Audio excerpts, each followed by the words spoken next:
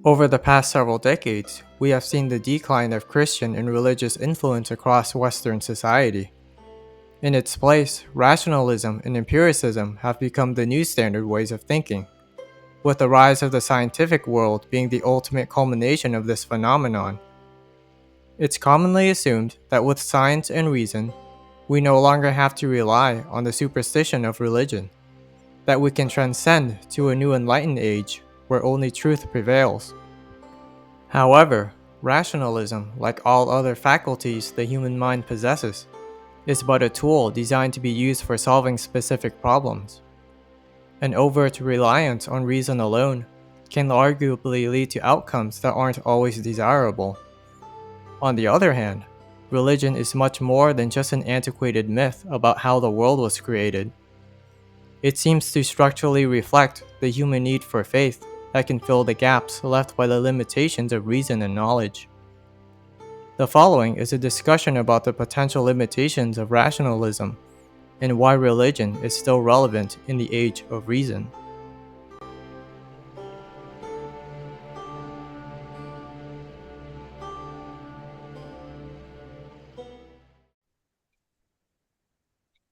Cool. All right, I see it. Yeah. No, just in reference to your video of like normalizing the mundane and the day to day, that's pretty much like 99% of your existence. And I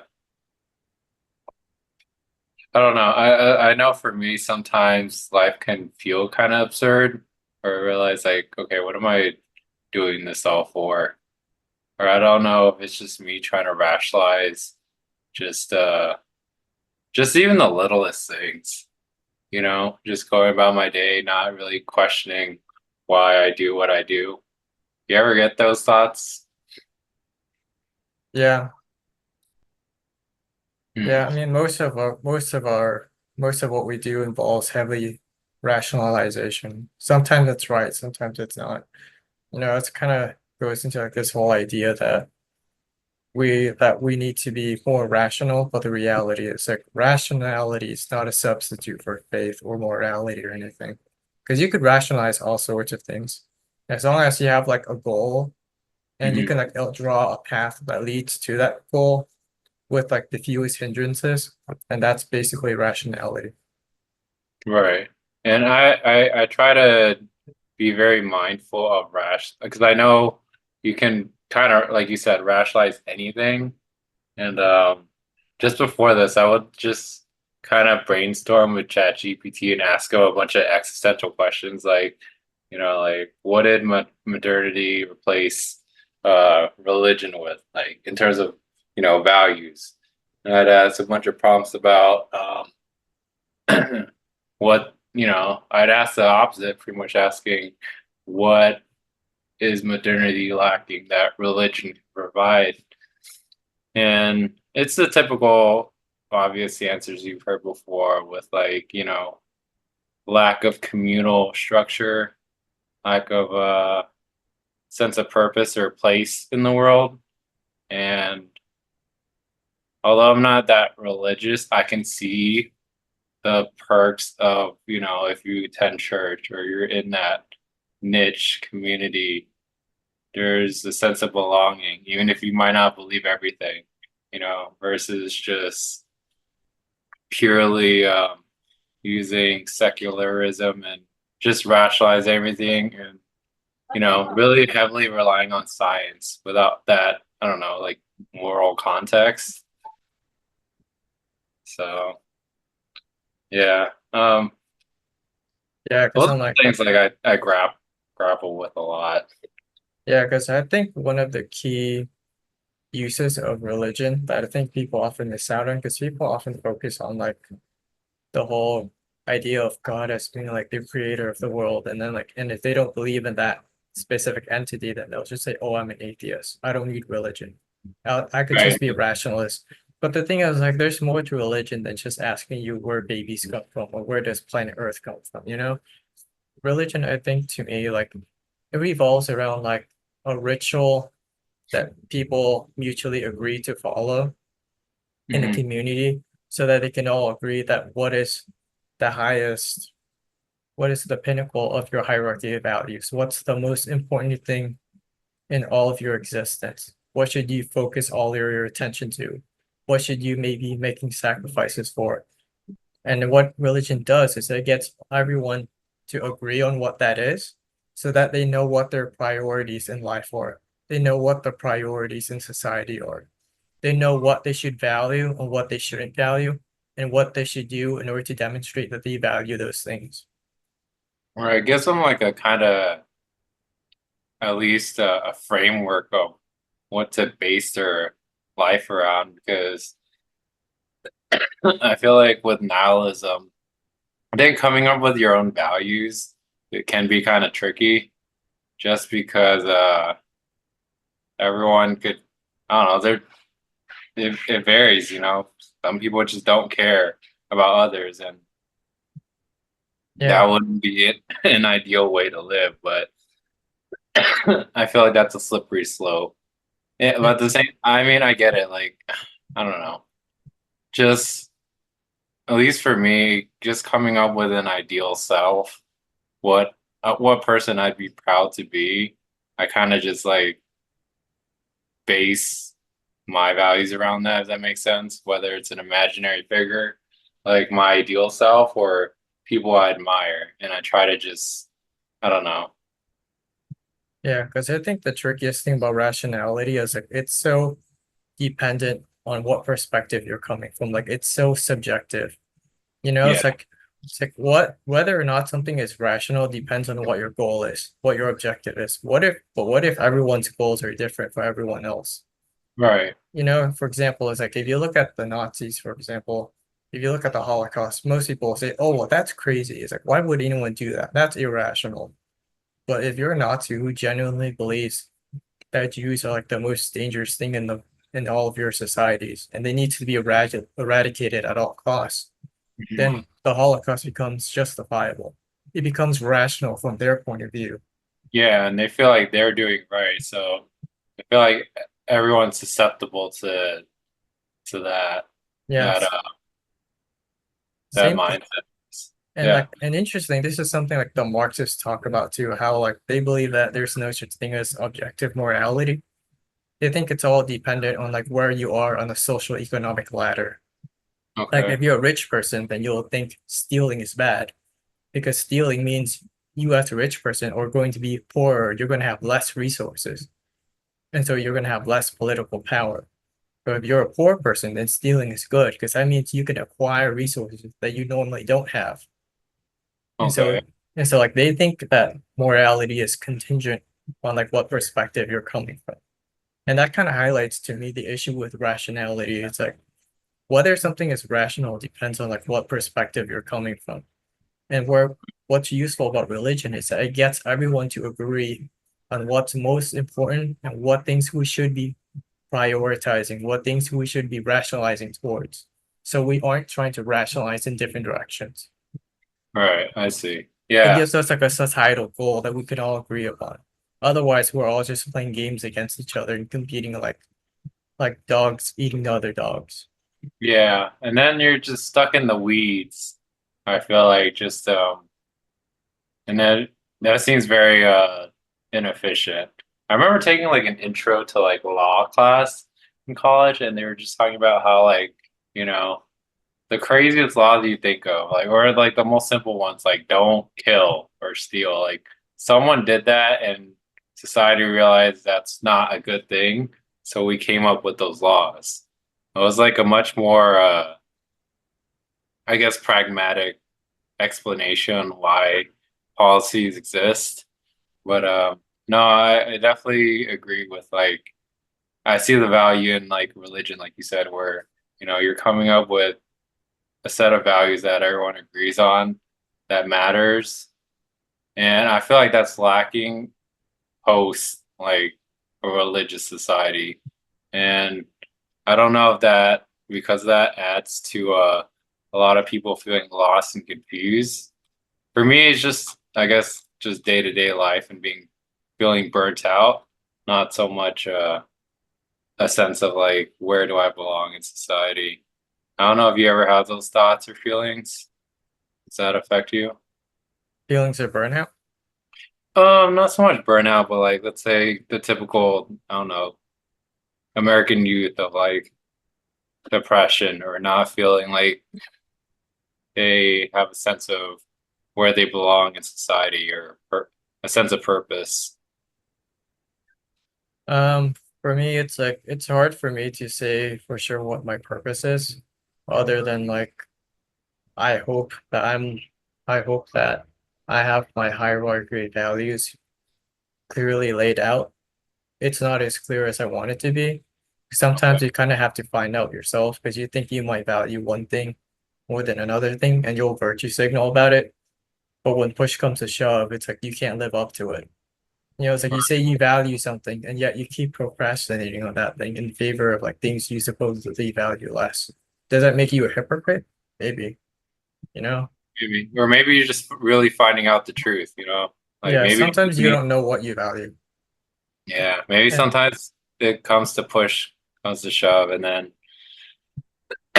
that's rough though. I think I've had moments in my life where I realized, oh, like I say I value one thing, but I really don't deep down, or I'm not as brave as I think I am, or as moral as I think I am. yeah, So, and then the question becomes, it's like, do I not value that thing enough because deep down I don't think it deserves to be valued that much? Or is it mm, because of some other issue, like I'm too insecure that I might fail if I attempt that thing that I value? And if that thing fails, like it will damage me, it will hurt me so much because I value that so much. I don't want to see myself fail like that. right, yeah, that's It forces you to like soul search yourself. yeah, that's that's really complicated.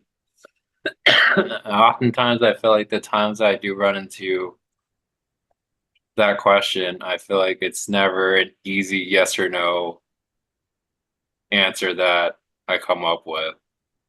A lot of times it's just up in the air and I just don't really resolve it either. Yeah, that's why it's like Jordan Peterson is like really obsessed with the idea of like wrestling with God.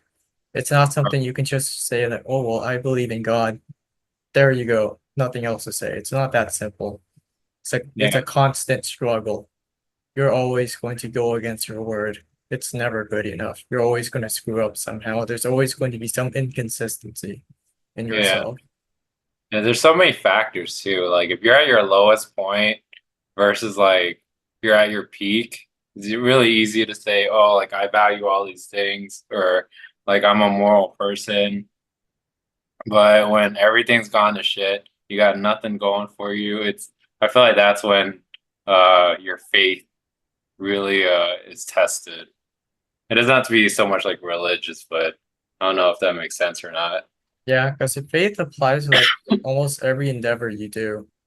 Because it's more than just belief. Because it's easy enough to say you believe in something. It's another thing to actually practice it. Because if you Yeah, don't practice it, then you don't have faith. You just have belief. It exists in your head. But then it's like, who gives a damn what's in your head? What matters is what you actually do. Because through faith, that determines what you trust and what you are willing to do. And once you do it, you turn your ideas into physical reality that other people can see and touch and be affected by. And that's how they know it's real and not something fake. yeah. And I've gone to church a couple times locally here. I've had a couple of conversations with individuals, and I think I'm starting to see religion way different. Maybe because I don't know if it's because I'm older now, but I realize in my younger years, I would find every little reason to poke holes in people's flaws, whether they fall short of their values or if they're not Christian enough or Catholic enough. Like I would just be that person that just like criticizes them. And I kind of think in the sense of like throwing the baby out of the bathwater and just totally dismiss religion. When I realized, like you said, like you're tested every single moment of your life, like every single day, like your faith, like whether you believe in religion or not, is being tested, or you're being tested in general in life. And I realize that you're not always gonna live up to your standards. that's a sobering thought for me. Yeah, that's why it's like I think it's religion is way more relevant than people realize because it affects like almost every aspect of your life. Even if you're like a diehard atheist just doing secular things. It's like how are you gonna commit yourself to something? It's like you have to be willing to make sacrifices. You have to be willing to put trust in the thing that you value most and actually test it and see if you can live up to it. And if you don't live up to it, it's like, what does that mean? Yeah. Is that a problem with the thing you value, or is that just a problem on your end? It's complicated, Yeah. but Yeah. but by doing that, it will help you realize it's like why you fail to live up to your goals in life. Right. And another thing about religion that I'm starting to appreciate is I had a very simplistic view of life when I was younger too. I figured, you just live well, then good things will happen to you. But good things happen to bad people just the way bad things happen to good people all the time. And going back to your explanation of like Marx is talking about like they're moral relatively about stealing or whatever, depending on where you're at on the socioeconomic ladder. I think that's at least for me, if something is objectively bad, it's bad all across. And I don't think you should really, at least for like I believe, I don't think you should try to rationalize that. Yeah, that's like deontology. It's like if something Yeah, is like it's wrong, then it's wrong, period. yeah. Like, whether it happens or not, it happens because humans are flawed. The world we live in is very flawed. That's like, unfortunate reality. But yeah, I've definitely strayed away from that notion of like just this almost like naive thought of like, okay, if I'm just gonna live a good life, then is gonna nothing ever bad's gonna happen to me. But that's unfortunately not the case. And I think because I've had that I guess like world belief shattered so many times throughout my life. That's why I strayed away from religion, just because I was like so hurt. I don't really know why I like where that thought came from either. Because looking back now, it's like it makes sense, like the world is random and it can be cruel for no reason. Sometimes like I could do everything wrong and life works out. And there are times where I do everything right and it seems like nothing's going right. And that's why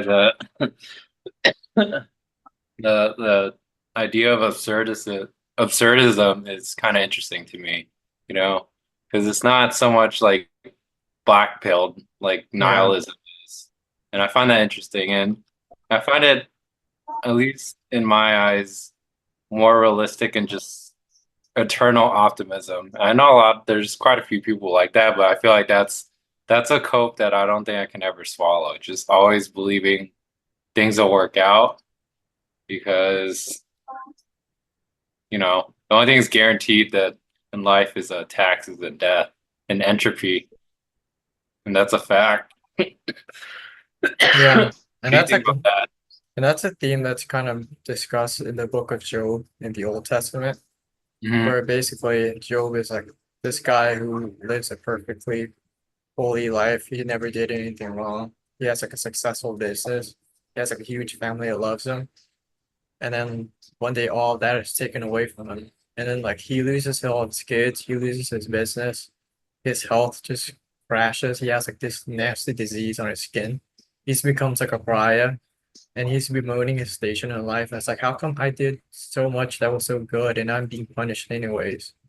And then like all his friends are like, oh well, the reason you getting punished is because you did something bad and now God is angry with you. But then he insists he's like, he didn't do anything wrong. And he's right, he didn't do anything wrong. But then bad things happen anyways sometimes. Right. And uh,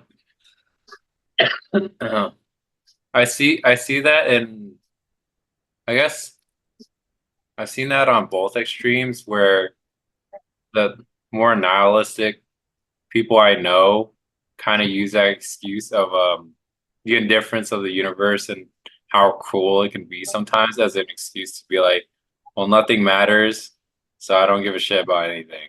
And then I've seen people who are on the more religious spectrum had like I can see visibly that their faith is being like very tested during hard times, and I can tell that like they're struggling to, I guess, cope with their misfortunes. That makes sense. Yeah. But then it's like if life has no meaning and then there's like no such thing as morality or anything, then it's like how come people get so triggered over politics? You know? Yeah, It's like, or well, sports or anything. yeah, even sports or video games. Why do Yeah. people get so triggered over these things? It's like none of that's real. Is it irrational for you to care about those things? Is it irrational for you to care about whether Trump becomes president or not? You know, It but means nothing to them. people don't reach that point. Yeah. They don't realize that that affects them too. There's no Yeah. such thing as a person who genuinely doesn't care about anything. Yeah, that's true. And I think towards the end of my 20s, I started realizing, I guess I started maturing, realizing that like life does matter, even if objectively it might not matter in the grand scheme of things, but it matters at least on an individual level for me. I realized that there is morality and there is love because there are times where I would watch, I don't know, content that's like wholesome or whatever, and it would like emotionally move me. And I realized, okay, like I proclaim that I'm this nihilist, but like, why am I getting emotional over, you know, good deeds being performed? And that's when I slowly realized that like I need to stop being like an edgelord and kind of get out of this mindset, whatever I was going through at the time. Like I don't, like, I don't know if that makes sense or not. Yeah, it does. The thing is like the way I see it is like being an edgelord isn't necessarily a bad thing in and of itself. Like it's good to be able to find humor, ironic humor in the flaws of life because it helps you point out what the problems are. It helps you identify what problems there are. Yeah. And it packages in a way that isn't overly toxic. All right.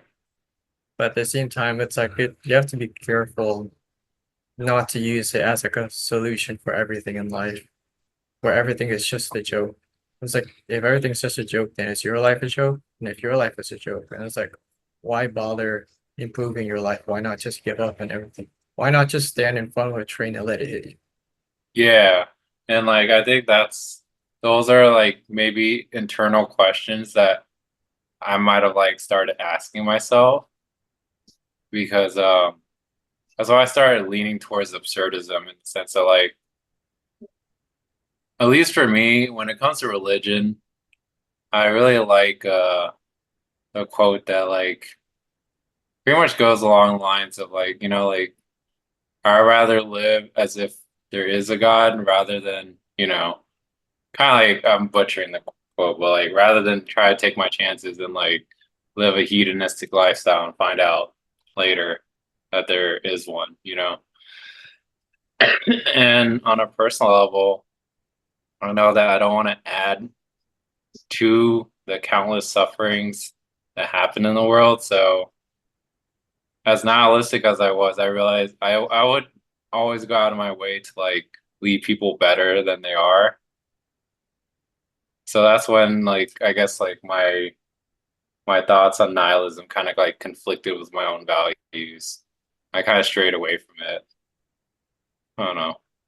One Yeah, of those things where I would retroactively I'd look back and be like, why did I think that way? Or like maybe I was just trying to grow up, or maybe I was trying to just figure out how like I viewed the world. But now I'm just I don't know, like I'm okay with just living day to day and not expecting some grand, I don't know, finale to my life, or like I'm not even looking forward to like any crazy milestones. Like it'd be cool if like I'd achieve it, but just living simply, I'm much more okay with that thought than I would be maybe 10 years ago growing up. yeah, yeah, definitely. That the way I tend to view it is like people want to be successful, they want to be rich in life, but I think it's important to know why you want to be rich. Like, what are you hoping to get out of it? And why and what makes you think that you will get that thing that you want if you become successful? How do you think you will feel when you actually get it? Because I think people don't really know why they want things. They just know that they want things. And then when they Yeah, get it and it doesn't make them that happy, then they're confused. And then they jump to the next thing and they repeat the cycle. yeah. Because there are those, outliers that genuinely do like success and like growing as a person, like succeeding. I feel like most people, when they chase success or whatever, I feel like it's a need of like maybe being validated by their peers or society, being seen. I feel like it could be multiple factors. Because if you're just like a crazy, you know, hustler or grinder, like that just becomes your life and you kind of know where you're at in life, like there are those people, those that 0.1% of people live completely different lives than the rest of us. Yeah, I'm starting to realize, at least for me, success. I don't know, like there's nothing when I think about wealth, I think about like looking for financial security. But like just recently I've been like dealing with pneumonia. I'm barely getting over it. And it kind of humbled me because I didn't realize how serious it could be and like how long it takes to like recover. And Yeah. the fact that I can't go out anywhere, I have to like isolate and like not infect other people. And then I can't rely on exercising as a main form of outlet. So I just sit at home a lot. Yeah. And it's actually been pretty enjoyable because it's really forced me to just find other things to do, but then really uh confront all the thoughts that would like all these intrusive thoughts that would invade my head, you know, all these anxious thoughts, all these old I don't know. I wouldn't call it trauma is such a loaded word. I hate using it, but just self-defeating thoughts from my past. And I have to confront it and not distract myself either. I realize a lot of things I do in terms of outlets and hobbies, it's mainly a distraction from maybe thoughts or feelings I can't contend with and I can't maybe come up with a solution to like overcome it, if that makes sense. Yeah. I think a lot of people seek wealth and fame and popularity for similar reasons. Same reason I think a lot of guys work so much. They're hoping that they can keep the demons in their head at bay. Right. When in reality, it's like they would be better off just taking a period of time off and not doing anything. But the problem is usually people just spend that time doing something else to distract themselves. But then since you're sick, you have no choice but to squat down and actually let the Yeah. demons work their way through you physically and mentally. Yeah. And Yeah. And you it was mentioned, way easier around this time. Just because I guess like right up until I like got walking pneumonia, which is like I guess like the symptoms are different, but the sickness is very similar to just regular pneumonia. Uh, but this time around, I think it's because I've these are the issues I've dealt with for so many years. It's the same exact ones that this time around, I don't know what that do different, but yeah, I just remember training excessively and not sleeping at all and just stressing and just kind of just grinding it out. And pretty much just putting myself into the sickness. It kind of just hit me all at once. I realized like, you know, uh what's the quote? Pretty much like, a healthy man wants many things, but a yeah, sick man just wants one thing. I was a sick man, yeah, like I'm barely getting over this cough. I'm constantly coughing and like my shortness of breath is coming back or going away, but that's all I wanted. And like I was okay with it. I'm just I have to be patient because I took my medication. I've been doing everything I needed to. I've been resting, I've been sleeping, not stressing myself out, eating somewhat healthy. And that's all I could do. Now I have to just wait. And that's when I realized that, like, ironically, I've been trying to be so healthy and fit by exercising that, like, I've put myself in this predicament. And I just found that, like, so absurd. Like, why did I train so hard just to, do the exact opposite? Yeah, I think part of the reason why you got sick is probably because you've been too stressed out. Because usually people get sick really easily when they're stressed. Like around finals week, kids get sick like crazy. And what's Yeah, interesting is, like you said, like a sick man only wants one thing in life. Well, what that basically ties back to is the whole hierarchy of values. Like, what's the most important thing for you that you mhm, should focus on? When you're sick, your number one thing is to not get sick anymore. Like, maybe that might not be the most important thing in the whole world, but to a mhm. sick person who can't see anything other than sickness, That's that is everything. that's everything to them.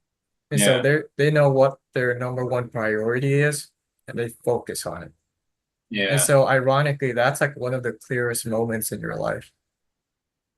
yeah. And like, I'm glad like mental illness is like, I guess, like being more highlighted now. But I guess for me, I realize, yes, bad things and good things have happened. A lot of bad things I wish never happened to me, but I'm starting to realize that a lot of I guess a lot of my suffering is like self-induced in the sense that, like, okay, I don't know if the correct term. I would reminisce on, not reminisce, but I sit with these old thoughts of things that happened to me years ago. And I think about that and I'd like mentally kind of like flagellate myself and kind of like put myself in like a victim mentality. I realize like the trauma's long gone. I'm just kind of just thinking about it and in a way like triggering myself and like prolonging my suffering. And yeah, that's when I realized that's like during, you know, this whole month and a half of pneumonia. I really thought about it. Like most of my mental health is pretty much my fault. Just thinking about things that either hasn't happened yet or has happened already and like is like long gone, but I'm just choosing to feel sad or feel in pain about it. Yeah. Basically, this has been your opportunity to slow down and clean your room. Yeah, like Just mentally. Yeah. clean out your mental closet. It's been waiting for far too long. And now it's building up. And now it's built Yeah. up so much that you've overstressed yourself and now you have pneumonia. Yeah, because it's so easy to like distract yourself with anything. Like for a lot of guys, it is work. If they don't have the means or the time for, hanging out with friends or doing social hobbies or what have you. I feel like that's why everything's a cope. I feel like when it comes, at least for me, dealing with issues that has to deal with myself, I think I need a period of like solitude and there's very little opportunity. Well, I feel like most people don't give themselves that time to do that. I know like long walks without music or anything and just like letting your thoughts flow help a lot. I know a lot of good like great writers and thinkers would walk a lot. Politicians would walk a lot too. I think that's just a healthier outlet, I think. Yeah. It's different than working out because when I'm working out, I'm just a lot of it's just superficial. You're around people. There's a lot of things going on. It's different, you know? Yeah. That's why it's like working out isn't the same as taking a walk in the woods or something. Yeah. And no, that's the biggest thing that kind of like hit me. I realized like most of my like yes, things that like bad things that I'm sure everyone has their own cross to bear, so to say. But a lot of like I guess like my mental health per se is like self-induced. I think that's like the most, I guess, eye-opening thing for me. Just not being able to let go of things that happened in the past. And I wonder about how many people actually carry that throughout their whole life, because you can easily do that your whole life, and that's kind of a scary thought, you know? Yeah. It's like if you're bogged down by something that happened years ago and you never get over it, like I feel like every decision, every it kind of like just in my mind like kind of tarnishes your the rest of your life experience, if you don't really solve it. I feel like you're just like, I don't know. Does that make sense? Like, Yeah. yeah. I feel like Yeah. you're spoiling your batch of like apples with a rotten apple that you didn't just get rid of, you know? Yeah. It's kind of like when people drag their bad their relationship baggage into new relationships and then they Yeah, spoil that new one too. And then yeah. they do the same with the next relationship. They drag that baggage into the next one and then they spoil the next one. And it's like, wow, all men are bad or all women are bad. When in Yeah, it's like reality, no, it's just you. yeah. You're bringing out the worst in everyone. Yeah, it could be like life baggage too, I realize, Like I get it, like if a lot of bad things happen to you in short succession, it could just put you down for the count. I know Jordan Peterson talks about it, like imagine if you lost your job and like your whole family dies and like then you're homeless. It's like shit, dude, like it's really fucking hard to like cope with that. But like in the meantime, like I don't even know like what advice I could possibly give to like overcome that. But um yeah, I think part of it is just choosing to live as best as you can despite bad things happening to you or things not working your way. Like, you don't have to like rationalize bad things happening to you. Sometimes it's just shit luck. And sometimes you just really don't deserve it. Because that's another thing I wanted to talk about. Like I know we're running out of time, but Yeah, um a minute.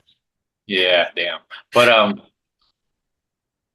I've run into a couple people who like are like become really religious and like have lived, I guess, a checkered background, whether they've been to prison or jail. And I noticed the thing about those types of people, they tend to hold a lot of guilt. And I get it, like they've lived a whole, like an almost an entire lifetime of vice and crime. So now I feel they don't openly say it, but I can tell that like they kind of almost like look forward to being punished, if that makes sense. Yeah, Kind of catch that. And I feel like that's not good either because they're starting to become aware deep down. yeah, and like I get it. Like, yes, you can feel remorseful, but I feel like that's a limiting mindset too. Like, yeah. So yeah, like I noticed I mean, I guess I could say like I've had partial thoughts of guilt and shame. But going back to I guess it sounds so loaded, but like these reform types, people have lived like, bad lives. I feel like a lot of them still haven't forgiven themselves. And in a way, they kind of like almost like try to like aim to like have a self-fulfilling prophecy of like getting punished for like how they lived in the past versus just trying to do better. And I feel like maybe that's just like a journey that they have to take because maybe it's like a combination of guilt and shame and maybe low self-esteem because I feel like that's a slippery slope to just developing negative patterns of just believing that you're flawed and you're undeserving when maybe you just made the best decision or like I like the not so good decision in that time being. Maybe you're just fell short, or maybe you're just ignorant at the time. But I feel like you can feel remorse and the quicker you can move on from things that you're not proud of, the better. I don't think you should linger on things you regret. What do you think about that? Yeah, definitely. It's like, I mean, our memory, I think, from like a functional and perhaps evolutionary standpoint, is it exists for us to remember what happened so that we don't make the same mistakes over and over again. It's a learning mechanism for us. We have memory so that we can learn. But the All right. problem is too often learning is painful, and so we don't want to learn. We make excuses for it, Mhm. and that just screws us over in the long run. Yeah. Like kind of like going back to like being sick and then thinking about all of the things, all the negative thoughts I thought about that I kind of let fester all these years. I realized, I could have just like moved on and like not allow at least like anytime those negative thoughts would come into my head, I could at least attempt to catch myself. But instead I would let it fester and then let it kind of just deteriorate my mental state. And I'm not sure why I did that. Like maybe I don't know. I know I heard somewhere that like you shouldn't be so loyal to your suffering. Yeah. There's nothing there's there's no there's no pride in that. Like as long yeah, it's as long as you can feel remorse and you should just move on as quickly as possible because I felt like all these years I've been just wasting time and energy and just stressing out, feeling bad for myself when I could just like enjoy life or just done literally anything else. But it's just a waste of mental horsepower, I guess, so to speak. Yeah. Yeah, like everyone does that these days. It's easy, it's tempting. But again, it's like it's like what defines you isn't the problems you have in life, it's what you do in response to it. Hmm. And that's kind of where absurdism kind of comes into play. And in some ways, I think Christianity is kind of an absurdist religion, which I think some people get angry about, because perhaps they don't really understand what's meant by that.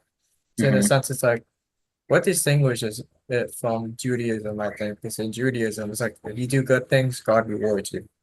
If bad things happen to you, that's because you did something bad. Whereas in Christianity, it's like sometimes you don't really get rewarded for doing good things. Sometimes bad people get rewarded instead. And when you see that happen, it's like, are you going to give up on the fight or are you going to continue sticking to the right path, regardless of what material outcome appears? Right. And that Yeah. requires tremendous amounts of faith, not just belief, but genuine faith. Faith that needs to be practiced over and over again so that it becomes a habit for you. A lot of reflection too. That's good. That's pretty much the point I've been just thinking like quite a bit actually. Just doing the right things or doing hopefully doing the right things as much as I can because I'm not who I could fully be. But yeah, it's I think that's really a hard thing for most people to do. You know, Nothing's guaranteed. Yeah. I mean, you see that a lot with like a lot of content creators because we only see like where the parts where they're successful. Because by the time you subscribe to like some big content creator, by then it's like they already have thousands and thousands of followers. Odds are by the time it was recommended to you in the algorithm, by then they had tens of thousands of followers already. But what about the first one or two subscribers? What about the first 10? That took tremendous effort and you're never going to see that. And even if you go back into like their earliest content, you're not going to see any videos with like one or two views. Because even those ones that no one watched, eventually enough people watched it that the viewership went up to thousands. Yeah, like they go back and like go back to the archives and if people were really curious would see their favorite creators how they started or at least hopefully if they left all the videos up, Yeah. because like they're big, I guess, social commentary uh channels where they have like, I don't know, you'll see 13 years ago and it's like how to make a ham cheese sandwich or something fucking random like Yeah. 2005 YouTube, and it's completely different from what they're doing now, but they left it up there because you know that's Yeah. just what we did back then. It's an act of faith that what you're doing is worth doing, even if you're not rewarded for it. Yeah, And then you keep doing it, and then you keep doing it, and then at some point, you start to become successful without noticing it. yeah, And then I you think. look back and it's like, holy shit. Yeah, but I think it always starts from like doing things that align with you, whether Yeah. it's like content creation or just living a life that you'd be proud of. Um, it's like that. I'm gonna lean on another quote about like building a garden. Like, you'd waste a lot of time chasing butterflies, but you build a beautiful garden. Like, you may attract butterflies, but if you don't attract anything, at least you have like a beautiful garden to like Yeah. have or look at. I feel like that could be applied to anything in your life. Yeah. But so much of what we do is based on like what society might perceive us if we achieve X thing or like whatever it is. And I'm not gonna pretend like that's not the case, because if that was the case, then we'd all be like moral and perfect, and we'd never have to worry about anything else. So many things you know that I do even now is because I would assume people would look at me in a different light or a better light. Yeah. Yeah. So Definitely. And so it's like, try to do things that you're proud of, or at the very least, don't do anything that brings you shame, that causes you to lose respect for yourself. Because once you lose respect for yourself, you start abusing yourself again.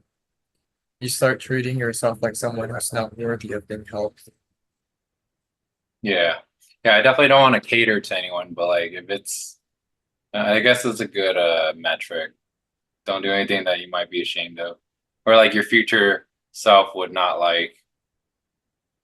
Because I think kowtowing to like a mob or like a demographic that you kind of built for yourself, if you have a following, um, I'd be wary of that too.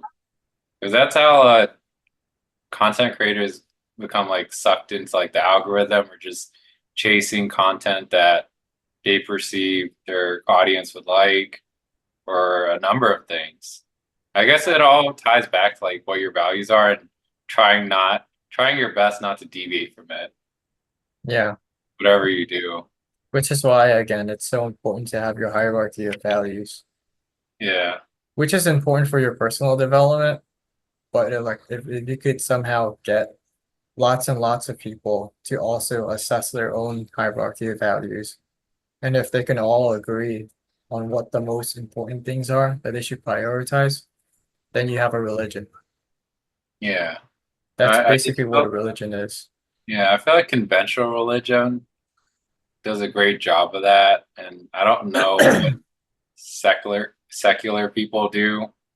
I've never really asked them or like delved into like how they form their values and their morals.